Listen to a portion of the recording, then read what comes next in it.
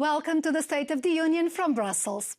The French president is known for his efforts to promote a more autonomous and relevant European Union in the world.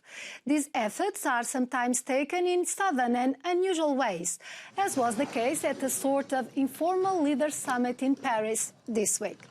Emmanuel Macron wanted to discuss the European response to Russian aggression in Ukraine as the conflict entered its third year. But his comments about possibly sending European soldiers to help Ukrainian armed forces raised some eyebrows. Il n'y a pas de consensus aujourd'hui pour envoyer de manière officielle, assumée et endossée des troupes au sol, mais en dynamique, rien ne doit être exclu.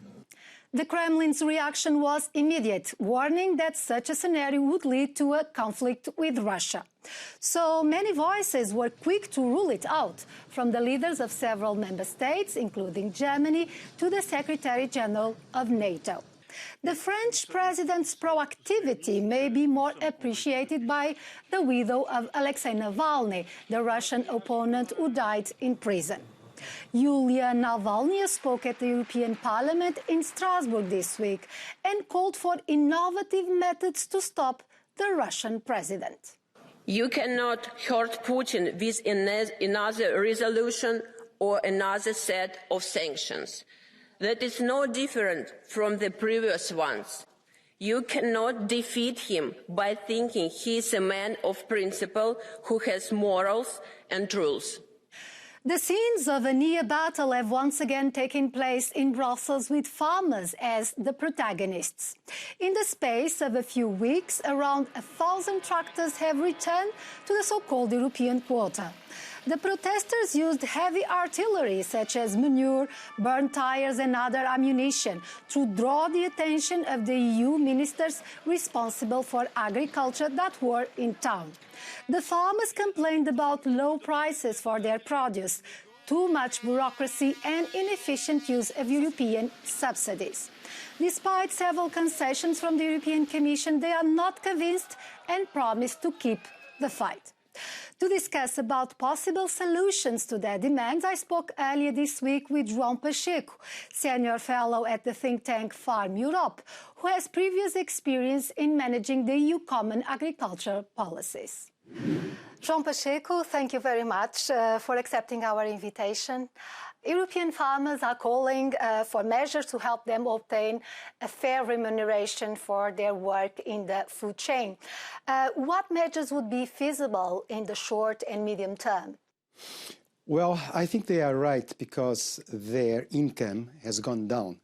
It's absolutely incredible, but if you look at what happened in the last 20 years, incomes per hectare have gone down by two-digit figures in most member states.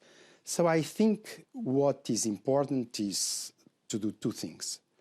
First is to increase demand for their products in Europe.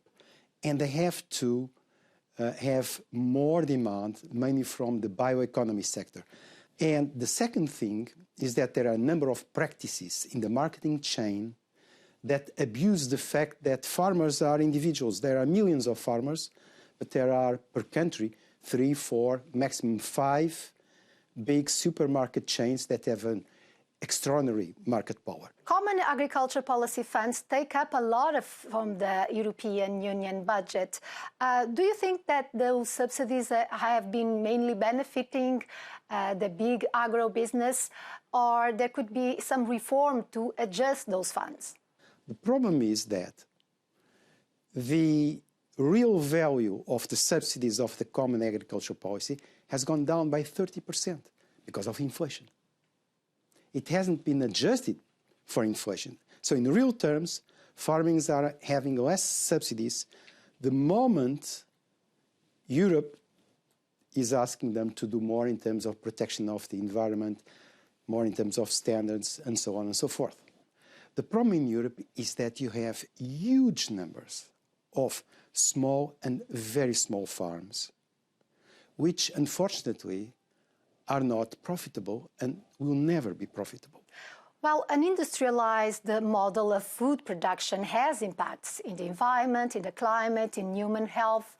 The European Union created this strategy from farm to fork, but it's always very contested. Why is that? One was the sur proposal, the pesticides, that was now withdrawn by the Commission. 50% reduction of pesticide use, irrespective of the fact that there were or not alternatives.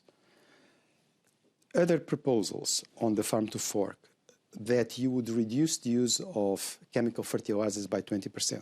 The top universities, the US Department of Agriculture, have come to the conclusion that it would reduce production in Europe by 15 to 20%. The solution should be, in my view, to produce more in Europe, but in a more sustainable way. And the answer is better technology. You can reduce the use of pesticides, fertilizers, etc., per unit of production. João Pacheco, thank you very much for your contribution. Most welcome. Let's talk again about Ukraine, but looking into one of the millions of citizens who are trying to maintain some sense of normality. Ukrainian designer Lilia Likovska, who lives in Kyiv, went to Paris to present her collection for autumn-winter 2024-2025 entitled Underwater during the Fashion Week. The designer comes from 4 generations of tailors, and oversized tailoring is one of her signatures. She still has a team of 35 people working with her in Ukraine and said she has no plans to stop. It is very difficult, but we keep creating because creation is love, she said. And with this, we close our edition. Thank you for watching.